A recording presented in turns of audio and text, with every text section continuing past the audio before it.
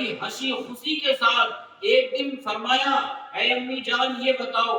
آج میں تمہیں ایک بات بتانا چاہتا ہوں۔ تو عبد القادر جیلانی کی ماں فرماتی ہے اے بیٹا عبد القادر جیلانی کیا بات بتا رہے ہو؟ ابھی تو آپ کا بچپن کا زمانہ ہے، ابھی تو آپ چھوٹے بچے ہیں، آپ بتانا کیا چاہ رہے ہیں؟ تو حضرات وہ ام الخیر عبد القادر جیلانی کی ماں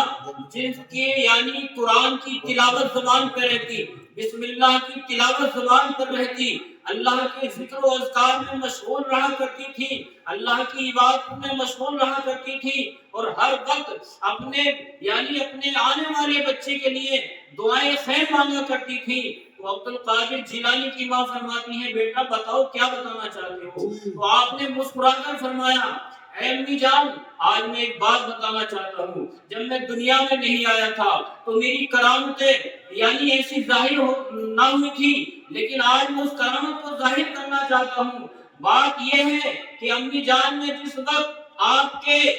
شکم میں یعنی جلوہ افروز تھا اور دنیا میں نہیں تشریف لایا تھا، آپ یہ بتاؤ کہ انگور کی یعنی بیل پھیلی ہوئی ہے اور آپ حمل کے دور میں آپ اس انگور کو توڑنے کے لیے جا رہی تھی، امی جان یہ بتاؤ اس وقت کیا ہوا تھا؟ تو یعنی ام الخیر فرماتی ہے بیٹا بات تو تمہاری صحیح ہے، لیکن ابھی تو تم جب اس وقت تم پیدا بھی نہیں ہوئے اور بات آج بتا رہے ہو۔ تو عبد القادر جیلانی فرماتے ہیں امی جان اگر پیدا ہوتا تو بات ہی کچھ اور ہو جاتی، لیکن ابھی تو آپ کے شکم میں تھا، آپ کے یعنی پیٹ میں جلوہ افروز تھا، میں دنیا میں نہیں آیا تھا، لیکن ہونے والی بات مجھے معلوم ہو رہی تھی کہ آج میری والدہ اس انگور کو توڑیں گی تو ان کے ساتھ کیا ہو جائے گا، آج اس بیل کے قریب جائیں گی تو ان کے ساتھ ہونے والا کیا ہے۔ امی جان اس وقت جب آپ انگور توڑنے کے لیے جا رہی تھی تو وہ اس وقت آپ کے پیٹ میں درد محسوس ہوا تھا، آپ نے اپنے پیٹ میں جھٹکا سا محسوس کیا تھا، وہ جھٹکا ایک میں نے ہی دیا تھا۔ تو عبد القادر جیلانی کی ماں فرماتی ہے بیٹا وہ کیسا جھٹکا دیا تھا؟ اس وقت مجھے یاد ہے کہ میں انگور توڑنے کے لیے جا رہی تھی، لیکن میرے پیٹ میں ایک ایسا درد محسوس ہوا تھا، ایک ایسا جھٹکا محسوس ہوا تھا کہ میں اس پیٹ کو اپنے پکڑ کر وہیں بیٹھ گئی تھی۔ بیٹا بات کیا ہے؟ عبد القادر جیلانی فرماتے ہیں امی جان آج اگر تم کاش اس وقت انگور کے پاس چلی جاتی اور اس کو توڑ لیتی تو معلوم ہے تمہیں اس بیل کے اندر اس انگور کے اندر ایک بہت بڑا زہریلا کالا سانپ بیٹھا ہوا تھا، ناگ بیٹھا ہوا تھا، کاش اگر تم اس انگور کو توڑتی تو وہ ناگ تمہیں کاٹ لیتا اور زہر سرارت کر لیتا۔ امی جان تمہاری بھی جان خطرے میں تھی اور عبد القادر بیٹے کی تمہاری اس بیٹے کی بھی جان خطرے میں ہو جاتی۔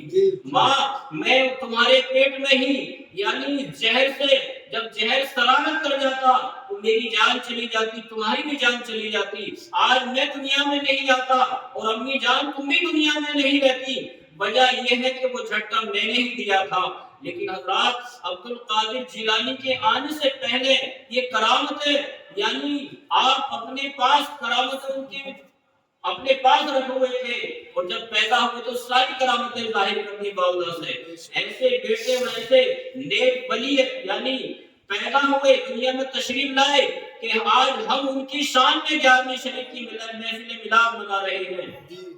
آج عبد القادر جیلانی کی شان میں یہ محفل پاک سجائی گئی ہے اور انہی کی شان میں آج ناصر مولانا صاحب نے یعنی کھانے کا بھی انتظام کیا، علماء کرام کو دعوت بھی دی گئی، اور ماشاءاللہ الحمدللہ یعنی سننے والوں سے بھی کہا گیا کہ آج ہمارے یہاں غوث اعظم کی محفل پاک ہے، آپ سننے کے لیے تشریف لاؤ۔ تو جتنا ثواب یعنی کرانے والوں کو ہے اتنا ہی ثواب سننے والوں کے حق میں جا رہا ہے۔ الحمدللہ تو کیا شان ہے غوث اعظم کی، یعنی جہاں پانی عطا کر دیں، جی بے شک،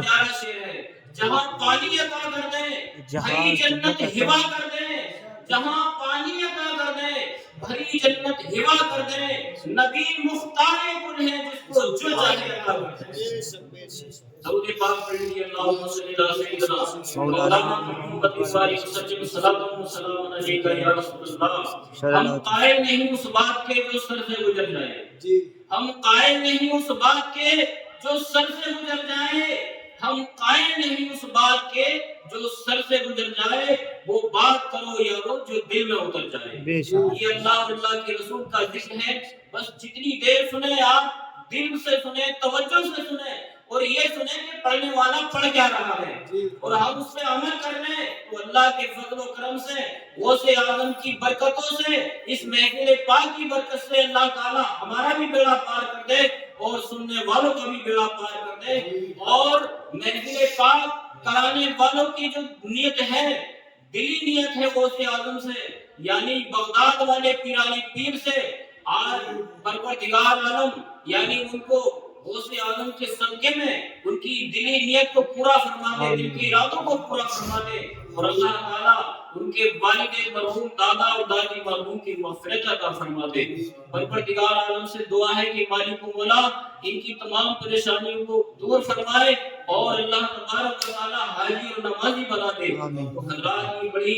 کرم کی بات ہے. بس ناظر پاک کے چند اشعار سماعت کرنے سے امام صاحب کہ خدا کے فضل سے ہم پر ہے سایہ غوث اعظم کا, کہ خدا کے فضل سے ہم پر ہے سایہ غوث اعظم کا, اور ہمیں دونوں جہاں میں ہے سہارا غوث اعظم کا, ہمیں دونوں جہاں میں ہے سہارا غوث اعظم کا. خدا کے فضل سے ہم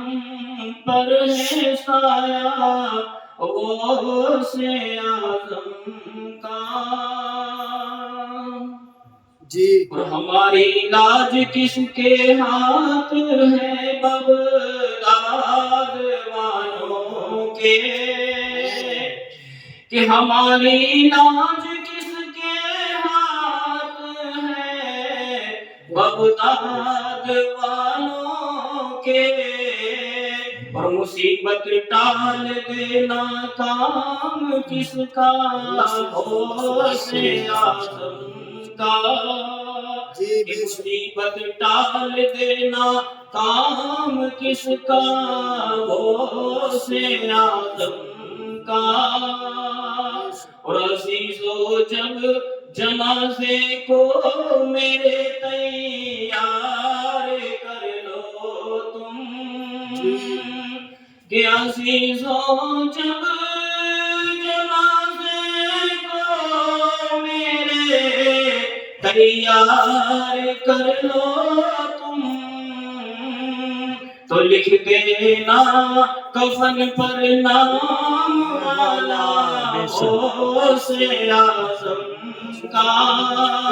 تو لکھ دینا کفن پر نام والا غوث اعظم کا. اللہ سے دعا ہے کہ مرتے وقت جب چٹا کفن پہنایا جائے تو غوث اعظم کا نام اس پر لکھ دیا جائے, تاکہ دنیا میں بھی ہمارے کام آئے اور آخرت میں بھی ہمارے کام آئے.